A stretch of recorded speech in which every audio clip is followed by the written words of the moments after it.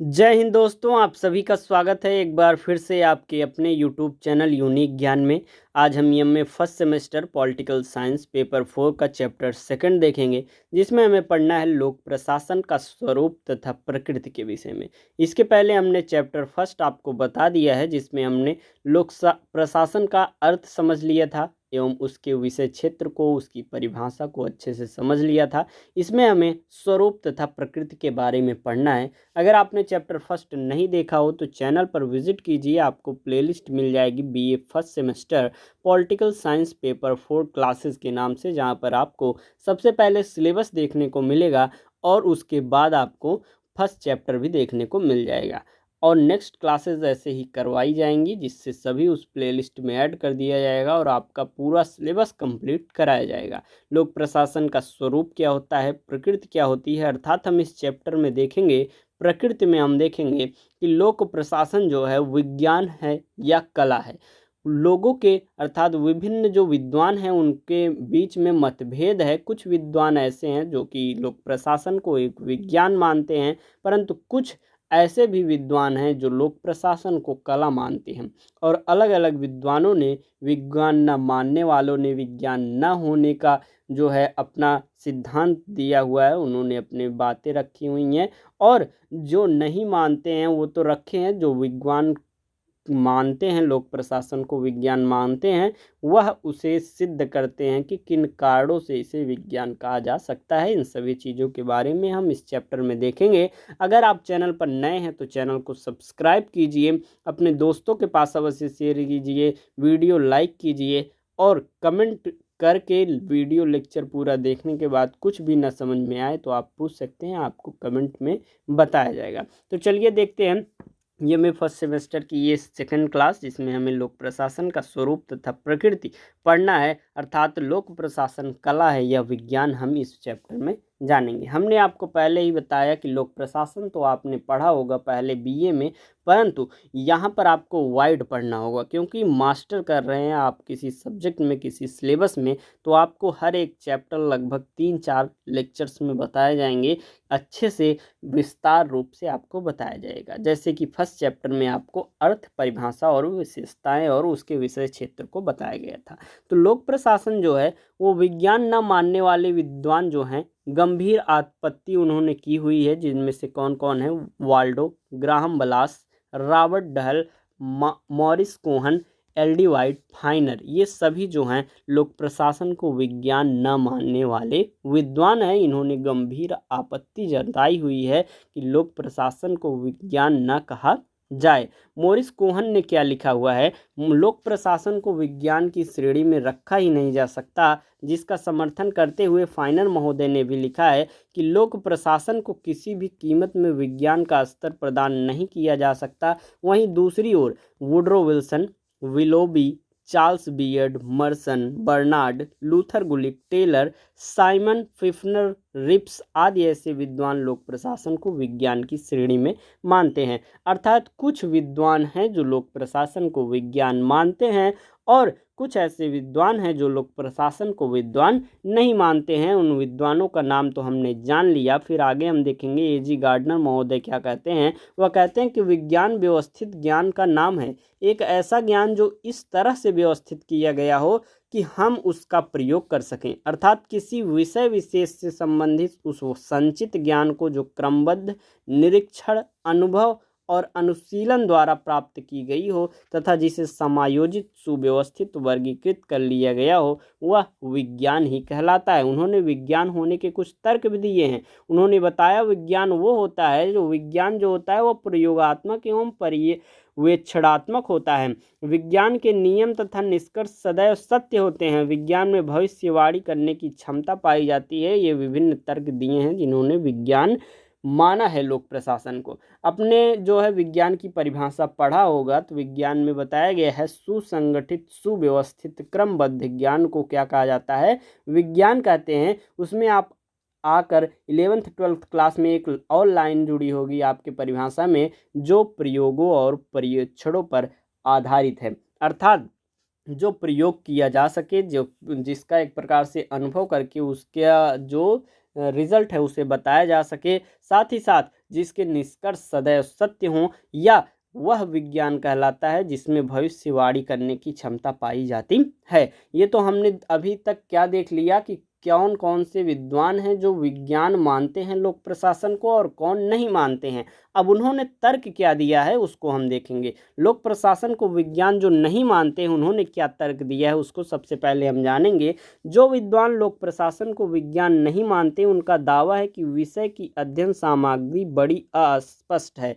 अर्थात जो विषय की अध्ययन सामग्री है, विषय क्षेत्र हमने पहले ही आपको बताया है, तो उसको पढ़ने के बाद मतलब जो विद्वान है वो कहते हैं कि इसकी जो विषय अध्ययन की सामग्री है वह स्पष्ट नहीं है, क्योंकि यह मानव व्यवहार का अध्ययन करता है और मानव का जो व्यवहार होता है वह पल पल बदलता रहता है। मानव का व्यवहार देश काल परिस्थिति के अनुसार बदलते रहते हैं, इसलिए इसकी जो अध्ययन सामग्री है वो क्या है, अस्पष्ट है। और अस्पष्ट जो होती है वो विज्ञान की विषय अध्ययन की सामग्री नहीं होती है। इस विषय में अचूक माप की भी कमी है। मानव का आवेग, उत्तेजना, भावना, इच्छा, क्रोध और प्रेम आदि मानव को प्रभावित करने वाले ये तत्व बिल्कुल भी अस्पष्ट हैं। कब क्या कौन सा जो है उनके अंदर प्रभाव आ जाए, कौन सी उनके अंदर भावना आ जाए, ये अस्पष्ट है, जिसे ठोस द्रव गैस की तरह मापा नहीं जा सकता। क्योंकि विज्ञान की तरह लोक प्रशासन के पास कोई भी ऐसी प्रयोगशाला नहीं है जहां पर अर्जित तथ्यों की सत्यता स्थापित की जा सके। आगे हम देखेंगे लोक प्रशासन का संबंध जो है चेतन मनुष्यों और उनके मानवीय व्यवहारों से है। अतः मानव से संबंध रखने वाले लोक प्रशासन के विभिन्न तथ्यों को मानव समाज से अलग करके प्रयोगशाला में मापा परखा नहीं जा सकता। अर्थात जो मानव है उसके संबंध में जो लोक प्रशासन के विभिन्न तथ्य हैं उसको हम मानव से अलग करके उसको किसी प्रयोगशाला में माप या परख नहीं सकते हैं। इसके अतिरिक्त इसमें किसी भी प्रयोग को दोहराया नहीं जा सकता है। जैसे कि विज्ञान में कोई प्रयोग किया गया और उसका एक रिजल्ट आया और दोबारा हम वही प्रयोग करेंगे उसका वही रिजल्ट आएगा अगर हम उसी आधार पर उसी अनुसार से करेंगे। परंतु यह जो मानव की एक प्रकार से उनकी शैली है, उनका जो तौर तरीका है, उसके हिसाब से हम किसी भी चीज़ को, किसी भी प्रयोग को दोहरा नहीं सकते हैं। लोक प्रशासन को विज्ञान न मानने वाले विद्वानों का एक और दावा है कि वह कहते हैं इसमें अनिश्चितता का सर्वथा अभाव है।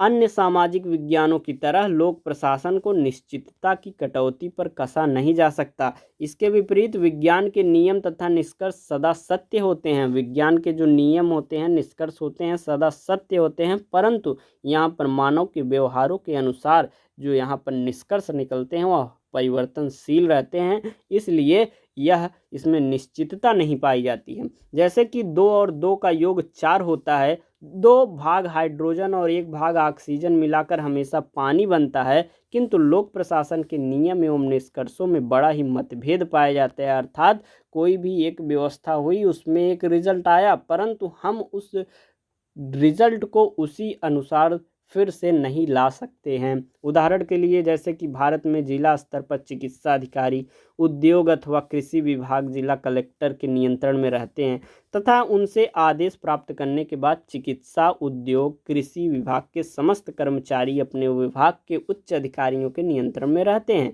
और सार्वजनिक स्वास्थ्य विभाग, उद्योग विभाग, कृषि विभाग के निर्देशकों के निर्देशानुसार कार्य करते हैं। अर्थात उनके अंदर वह नियंत्रित रहते हैं, वह जैसा करेंगे उस प्रकार से निष्कर्ष बदलता जाएगा। लोक प्रशासन के विचारों का विद्वानों का विचार है कि इसमें भविष्यवाणी नहीं की जा सकती।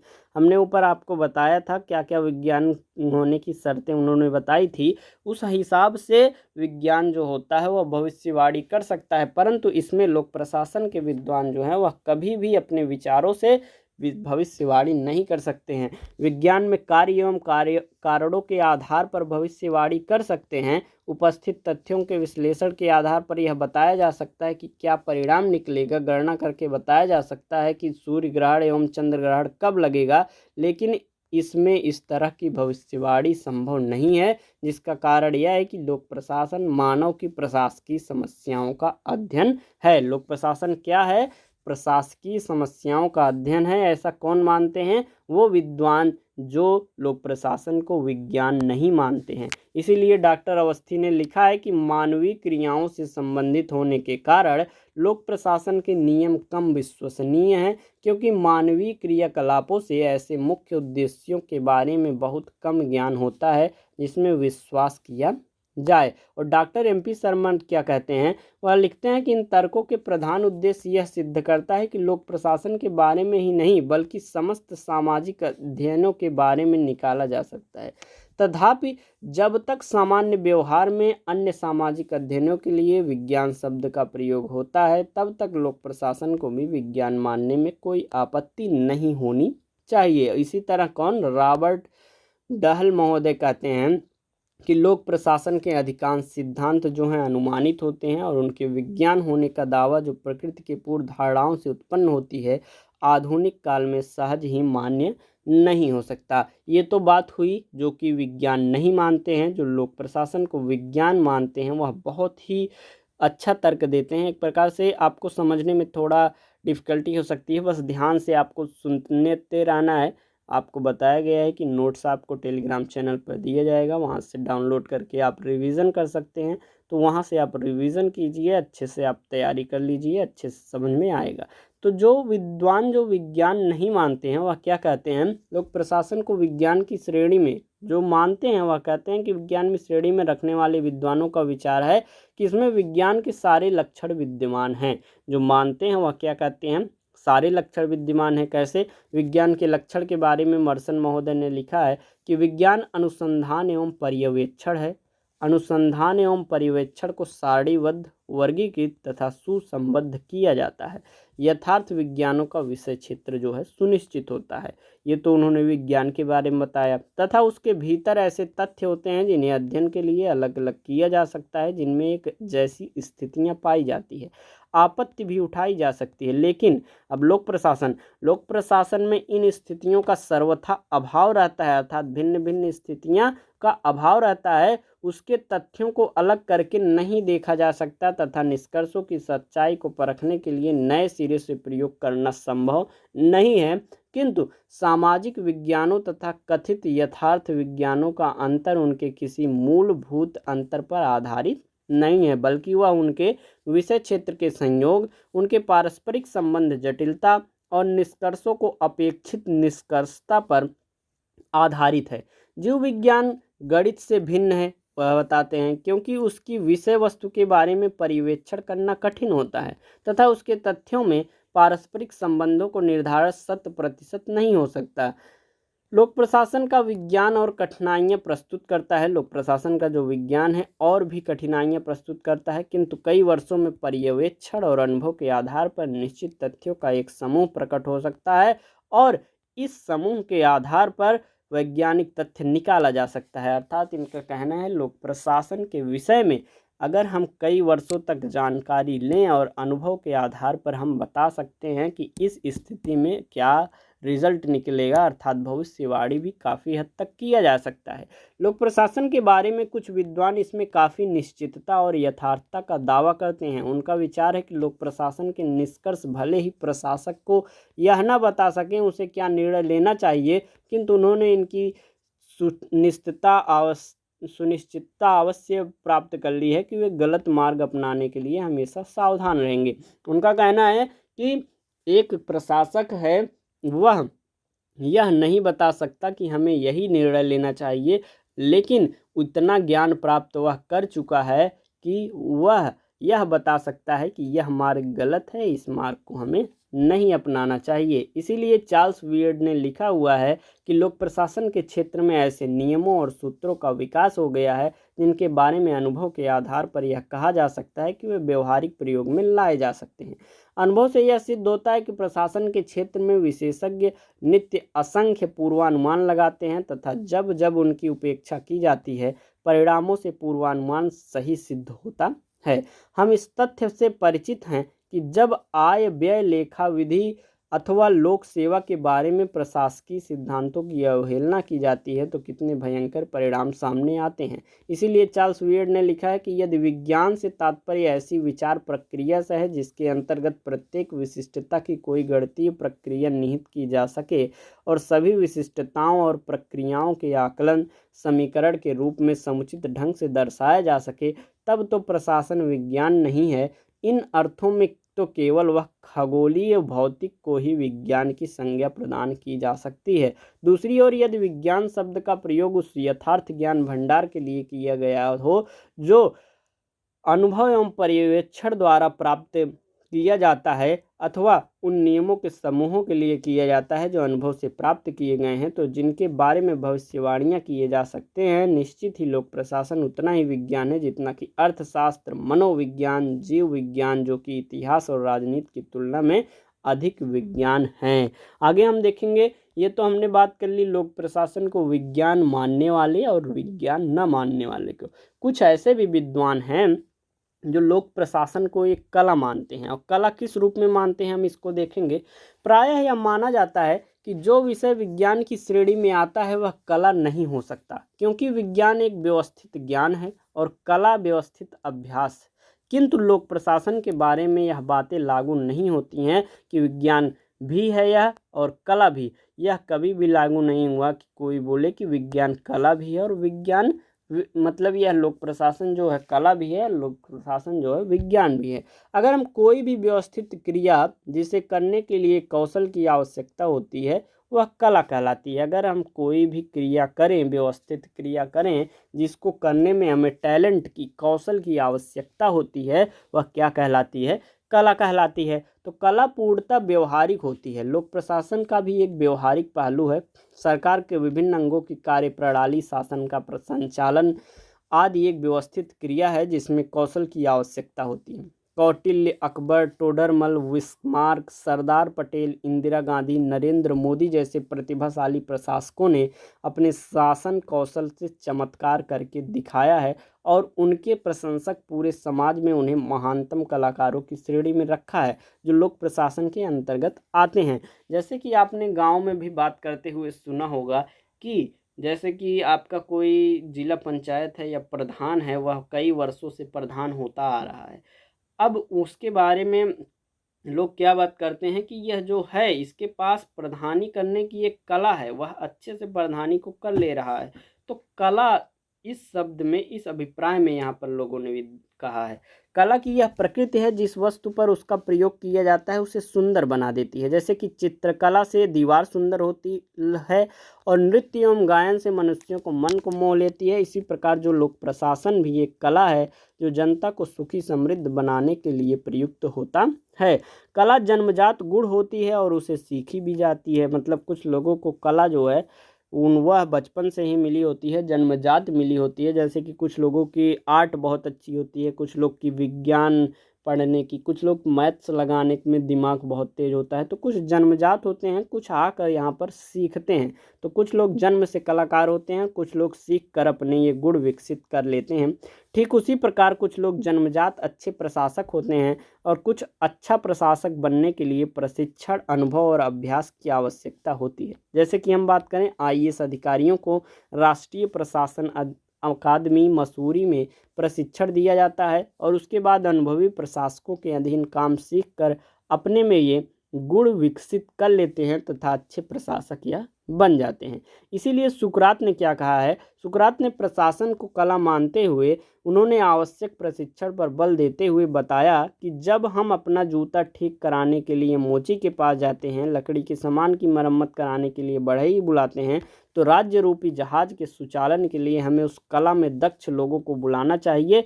सुकरात शासक की उपमा जो है डॉक्टर से देता है और वह कहता है कि उनका विचार है कि जनता बीमार है, हमें स्वामित्रों का इलाज कराना चाहिए।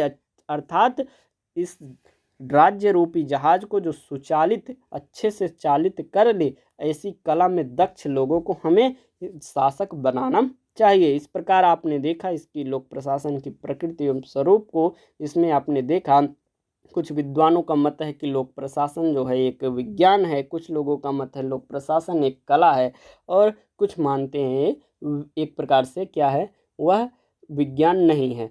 तो यह आपका चैप्टर यहाँ पर समाप्त होता है। कुछ भी डाउट हो तो आप कमेंट करके पूछ सकते हैं, और नोट्स आप टेलीग्राम चैनल से लेकर रिवीजन कर सकते हैं। साथ ही साथ आपको कुछ दिन यह सिलेबस समाप्त होने के बाद जो है मोस्ट इम्पॉर्टेंट क्वेश्चन भी कराए जाएंगे, मतलब प्रीवियस ईयर जो पेपर में आए हुए रहेंगे। आपको बहुत ज़्यादा मदद मिलेगी, इसलिए चैनल पर बने रहिए, अपने दोस्तों के पास अवश्य शेयर कीजिए, क्योंकि संख्या जब बढ़ती है तो क्लासें जो हैं आपकी अच्छी जल्दी जल्दी चलती हैं, क्योंकि हमें भी पता चलता है कि इस क्लास की बच्चों को ज़्यादा ज़रूरत है। तो वीडियो को शेयर कीजिए, लाइक कीजिए।